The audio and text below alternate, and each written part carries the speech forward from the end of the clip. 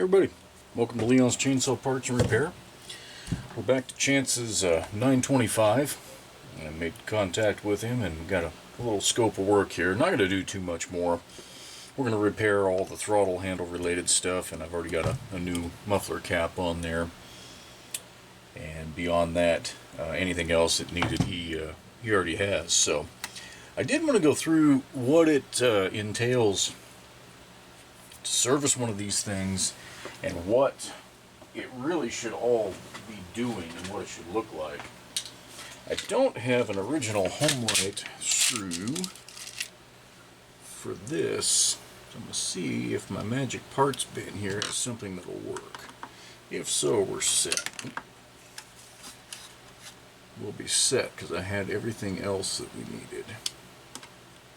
But the original set screw is not something I had. There we go. Perfect. Right there. Alright. Let's go ahead and service this thing. If you haven't seen the first video, recall that I mentioned the throttle rod where it goes through the carburetor here is almost cut in half. We're down a throttle rod grommet. That's the trigger pivot pin right there, which is absolutely not correct, and the throttle lock pin is missing down here. So I'm going to go ahead and get the choke out of the way, choke rod there, just to help with visibility, and I'll get zoomed in as much as I reasonably can and still not foul that up. That looks pretty good. Alright, so the first thing obviously is you've got to get this handle cover off. Now if it's never been off, this can be a raging pain in the butt. The impact driver may be necessary, but we're going to try using the hand tools. And I'm going to probably regret that. Get some real good downward pressure here. No. That is already starting to tear out. Okay, bear with me for a moment.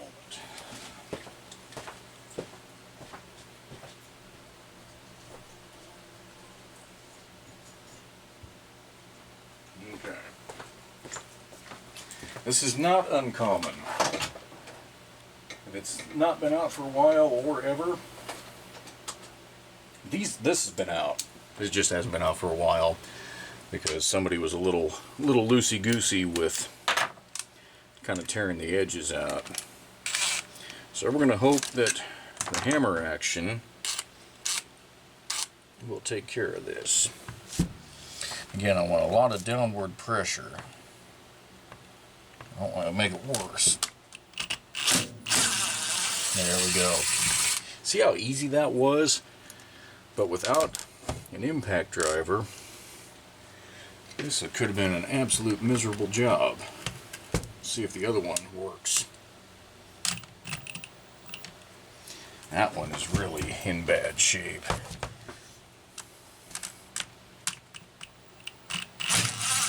There we go. Okay. And when I say it's in bad shape, see what I mean? See how the slot's all goobered up? I mean, it could be worse.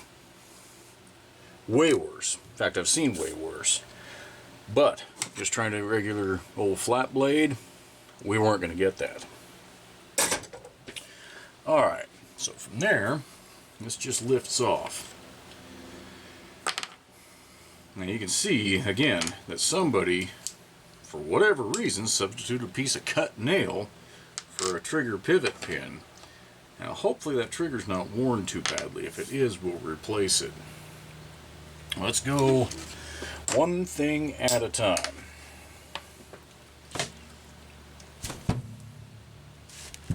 Right there's the throttle rod, and that's where there should be a grommet. And that's of course long since gone. Let's get our old rod out of here if we can.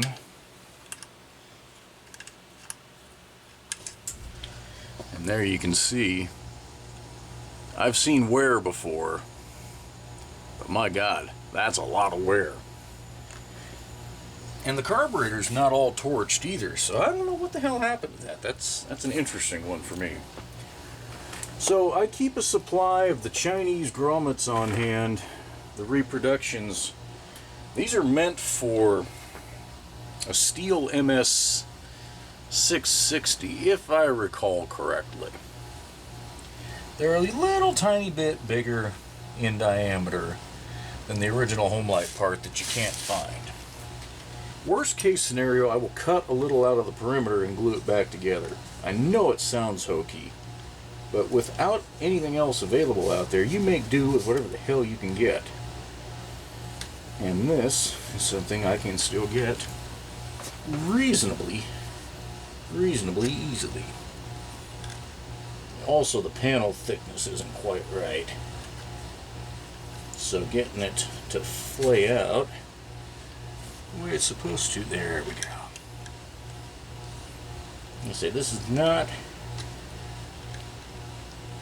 perfect, but it's good enough to keep sawdust and shat out of the airbox. Alright. Now, Homelite, you can see the damn handle cover fell off. That's a hazard of working on this stuff. I happen to have a used one laying around that's in much better shape than this one, so we're going to go back with it. I don't know what the hell. Oh, I installed the bellows in here. Homelite, I think, had installed it the other way, but this is a stiffer grommet, and there's more travel on the back side here where this rod can go back and forth. If you go the other direction, you end up binding the linkage a little bit. So my little happy parts box here, we're going to fish. Oh, this is a lot easier on a new grommet. If you put a little oil on your rod as you're slipping it through, it'll be much easier.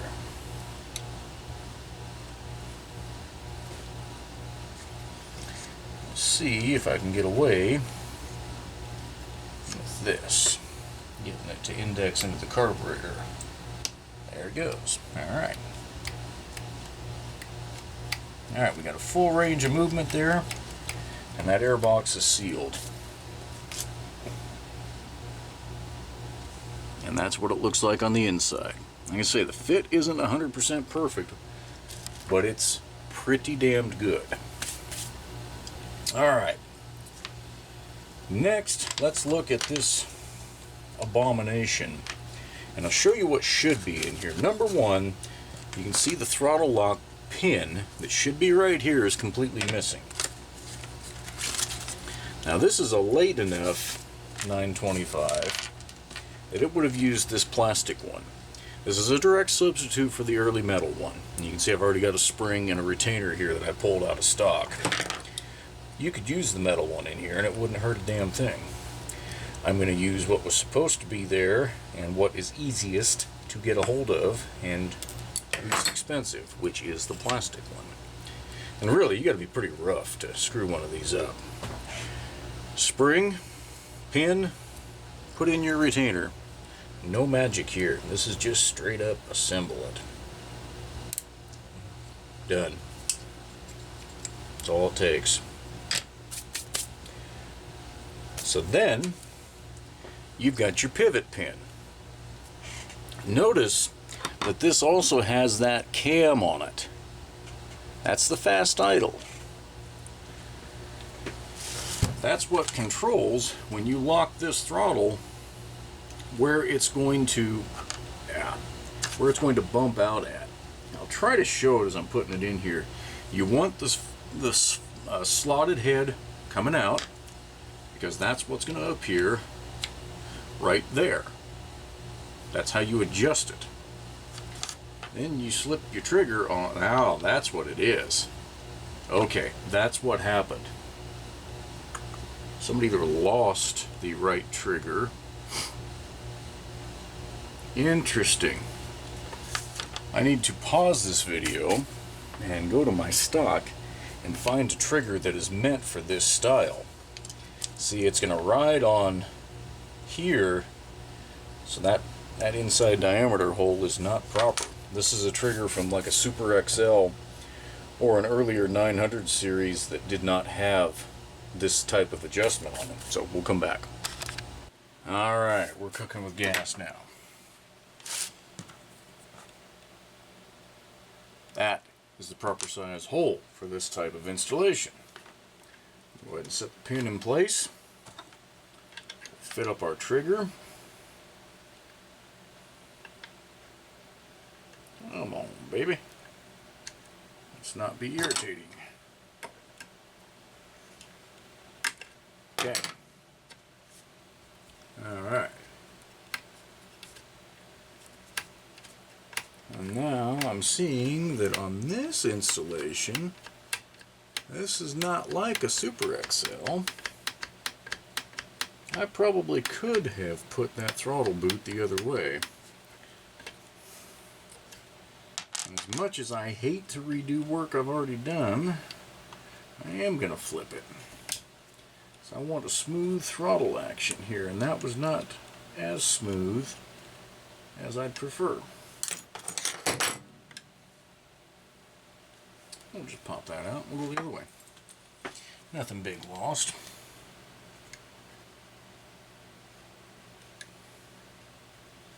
When you're adapting throttle boots and crap like this, you just don't ever want it to be a sticky throttle. Of all the things with a chainsaw, that is not what you want.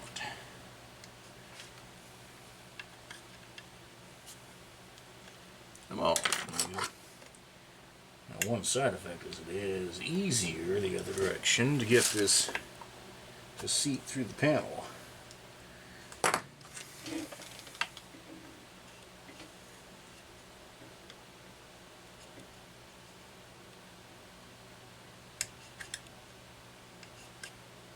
Come on, you. Upset me.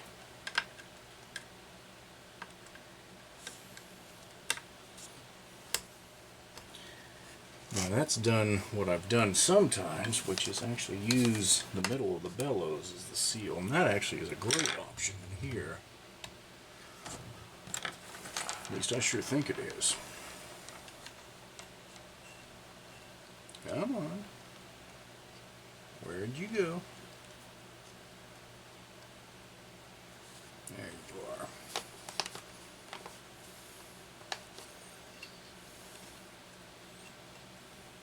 Get that back in. Okay. That's a much smoother range of motion. That's better. All right.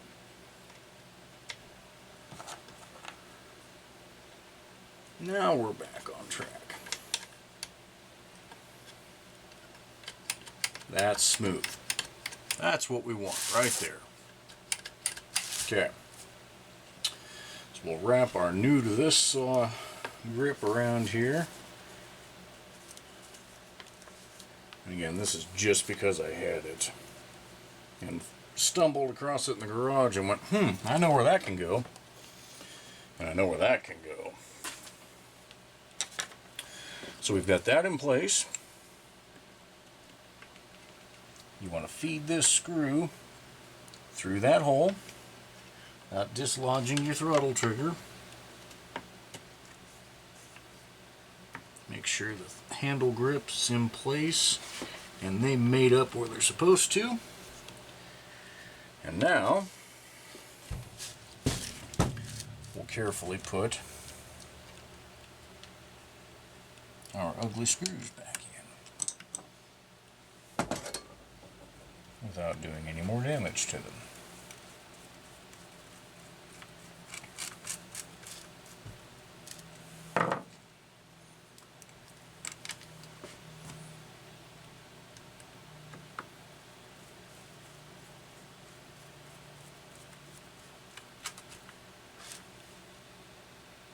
Okay. Close. There we go. That feels a little better. Alright. So the way that works with that cam, you back this screw off, which I never tightened it down, so we're good. And then as you turn this, it's supposed to change, set your fast idle, and as you turn this, You see how it popped that back out? I'll see if I can be smarter about this. Let's start from right there. This is a sensitive adjustment. Watch the throttle arm down here. See that? So it gives you an adjustment range of idle speed, or fast idle speed. So what we're going to do is we're going to start this thing, and then we'll adjust it. When you find the setting you want, you go ahead and tighten this down all the way. And all this is a set screw that, if it's long enough, see if I picked one that was long enough. I didn't. Damn it. Well, the theory is you have a screw long enough that comes down here and it hits this. Obviously, I'm going to have to go back to the parts bin. I thought that was going to be just the right length. Yeah, and there's a Homelite part number for this, but it's not a screw that I have.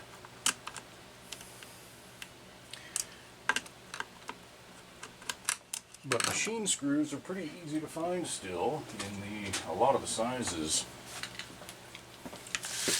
that these use, because there was no metric crap. Not on this type of stuff. Let's see. That's a socket head. I don't like that. Wasn't long enough anyhow. It'd be funny. All the ones I don't. Okay. That's way longer than it needs to be, but it'll work for the demonstration purposes of what we're going to do.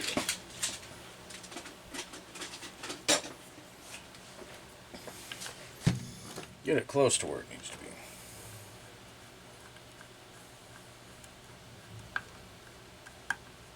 Okay. That just bottomed out, so I bet I can't turn it. Yep. Okay. That's loose. Now I can turn it. Alright.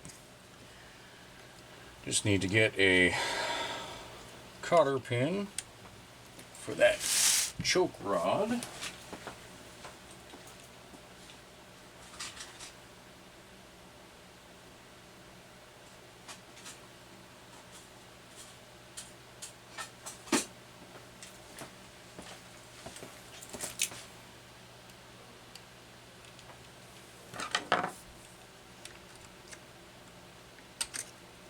On these, I don't like to get carried away.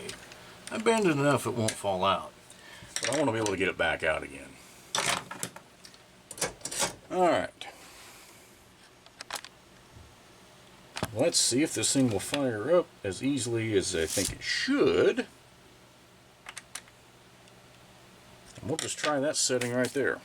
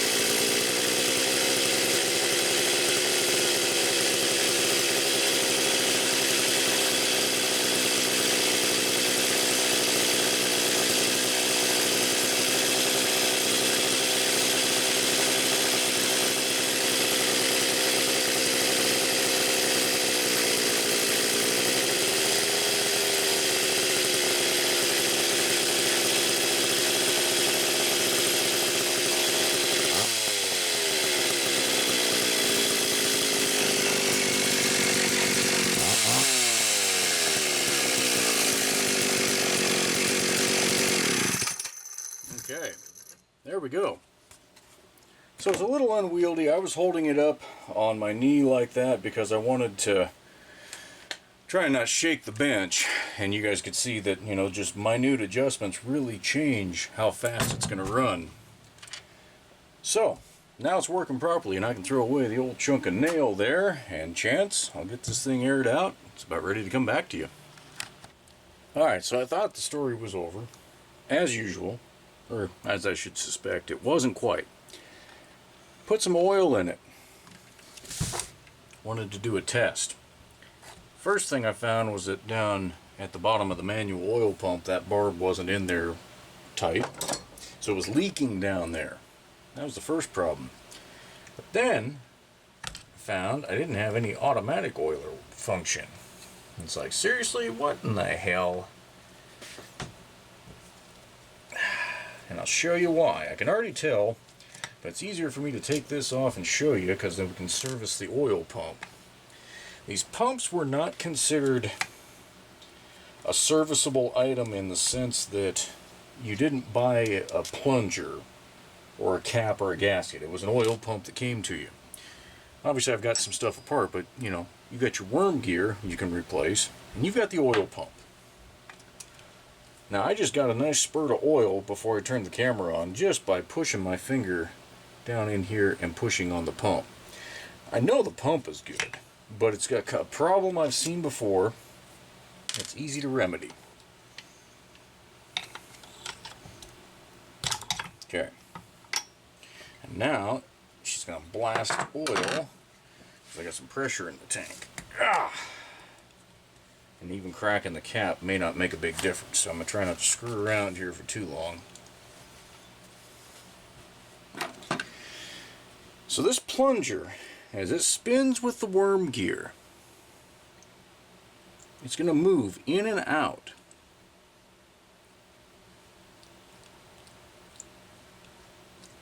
But it's supposed to go back and forth. So watch, let's see. I get an angle on it and still see what the hell I'm doing. See, it's turning over, but it's not really moving back and forth. See how this cap is backed off? That's what the cam rides on. That's what that plunger uses to go back and forth. So we want to get that centered in. And that's full of goop. Okay. Get this plunger centered in here roughly, and it should be at that point that I can tighten it down. See that? That's good and tight. Now, watch. Oh, look at that. It's not a lot, but there it's nice and tight. Oh, and there we've opened up a good almost 1/8 of an inch right there. It's that back and forth action that is the pump. Now, since we have oil coming out there, we know it's feeding. All it has to do is pump. Let me get this right. That's a screw hole.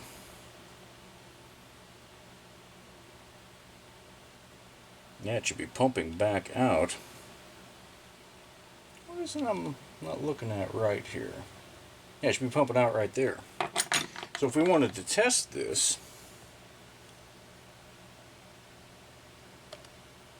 or am I off? That might be the feed hole. That might be the outlet. Yeah, that's what it is. That's what I goofed up. Okay. So we know that opening, that passage is good.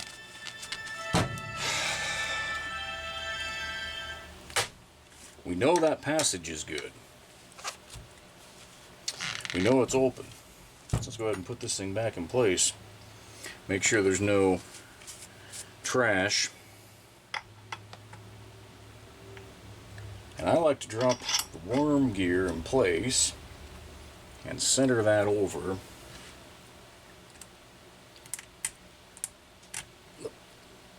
The crankshaft. That way you get your oil pump centered the first time around. And in theory, those screws should all line up and start nice and easily.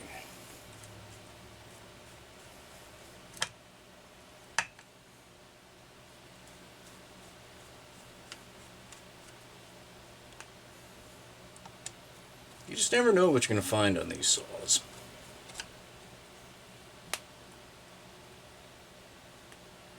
And I'm not sure if the gasket on that cam screw shrinks or what.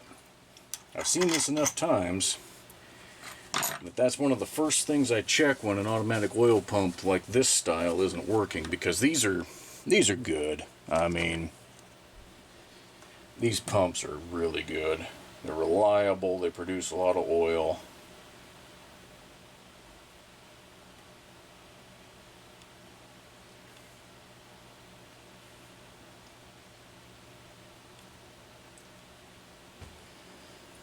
Yeah, they're good. I get so many questions from people. Hey, I think it's putting out too much oil. No, it's doing exactly what Homelite intended for it to do, which is put out enough oil for the rated maximum bar length. And you think about that, and it makes a little more sense why they put out so much oil. The maximum bar supplied with a 925 back in the day would have been 36 inches.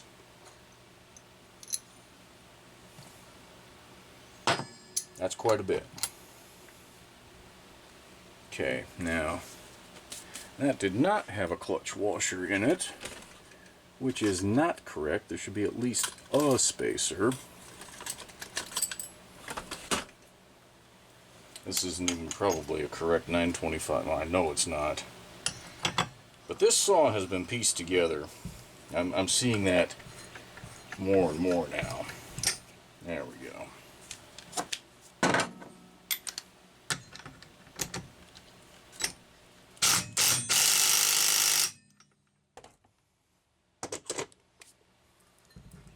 Much better. Alright, let's fire this back up and we will see if some oil comes squirting out. My guess is it will.